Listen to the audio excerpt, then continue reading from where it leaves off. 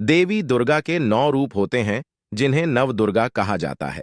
छठा नवरात्रा कात्यायनी के नाम से जाना जाता है। माँ दुर्गा के छठे स्वरूप का नाम कात्यायनी है। उस दिन साधक का मन आज्ञा चक्र में स्थित होता है। योग साधना में इस आज्ञा चक्र का अत्यंत महत्वपूर्ण स्थान है। इनकी उपासना और आराधना से भक्तों को बड़ी सहजता से अर्थ, धर्म, काम और मोक्ष चारों फलों की प्राप्ति होती है। उसके रोग, शोक, संताप और भय नष्ट हो जाते हैं।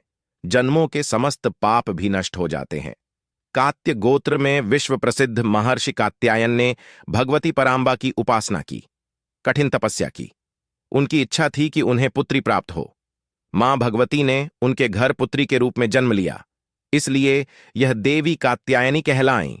इनका गुण शोधकार्य है, इसीलिए इस वैज्ञानिक युग में कात्यायनी का महत्व सर्वाधिक हो जाता है। इनकी कृपा से ही सारे कार्य पूरे जो जाते हैं। यह वैद्यनाथ नामक स्थान पर प्रकट होकर पूजी गईं।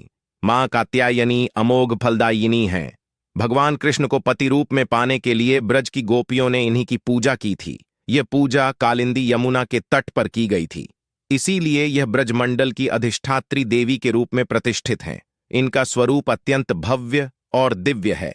यह स्वर्ण के समान चमकीली हैं और भास्वर हैं। इनकी 4 भुजाएं हैं। दाईं तरफ का ऊपर वाला हाथ अभय मुद्रा में है तथा नीचे वाला हाथ वर मुद्रा में। मां के बाईं तरफ के ऊपर वाले हाथ में तलवार है व नीचे वाले हाथ में कमल का फूल सुशोभित है। इनका वाहन भी सिंह है।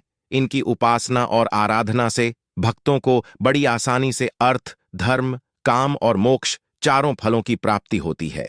उसके रोग, शोक, संताप और भय नष्ट हो जाते हैं। जन्मों के समस्त पाप भी नष्ट हो जाते हैं। इसलिए कहा जाता है कि इस देवी की उपासना करने से परम पद की प्राप्ति होती है।